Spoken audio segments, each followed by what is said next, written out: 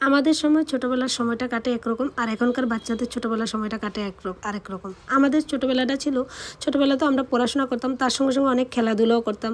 স্কুলেও খেলাধুলা হতো, আবার বাড়িতে এসেও সব ভাই বন্ধুরা মিলে আমরা একসঙ্গে মাঠে গিয়ে খেলাধুলা করতাম। অনেক রকমভাবে মজা করে আমাদের ছোটোবেলাটা কাটে। আর এখনকার বাচ্চারা, ওদের কিন্তু ওইরকম আর পড়াশোনা করলেও ওইরকম আর খেলাধুলা করার মতো কিন্তু ভাই বন্ধু থাকেও না, আর সময়ও থাকে না ওদের। এই যে ধরুন, পড়াশোনার সঙ্গে সঙ্গে গান বাজনা তো থাকে, তবলা থাকে, অনেক কিছু, সুইমিং থাকে।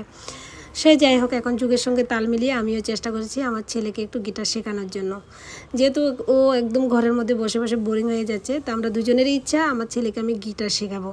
তো তার জন্য ও আগে সানডেতে ক্লাসে গিয়েছিল, তো ক্লাসে গিয়ে স্যারের থেকে গিটার দিয়ে একটু প্র্যাকটিস করেছিল, আর কিছু হোমওয়ার্ক দিয়েছে। তো এখন আজকে শুক্রবার, তো আজকে ওর বাবা গিটার কিনে এনেছে, তো এখন ওর বাবাই ওকে দেখিয়ে দিচ্ছে যে এইভাবে এইভাবে বাজাতে হবে, কীভাবে বাজালে কীভাবে হবে। তার আমাদের আরেকটা জিনিস হচ্ছে, আমাদের কিন্তু যে এরকম যে স্বপ্নগুলো থেকে যায়, স্বপ্নগুলো তার পূরণ করা যায় না। তা যাই হোক, এখন ছেলে মেয়ের জন্য হলো এই স্বপ্নগুলো পূরণ হয় একটু একটু করে।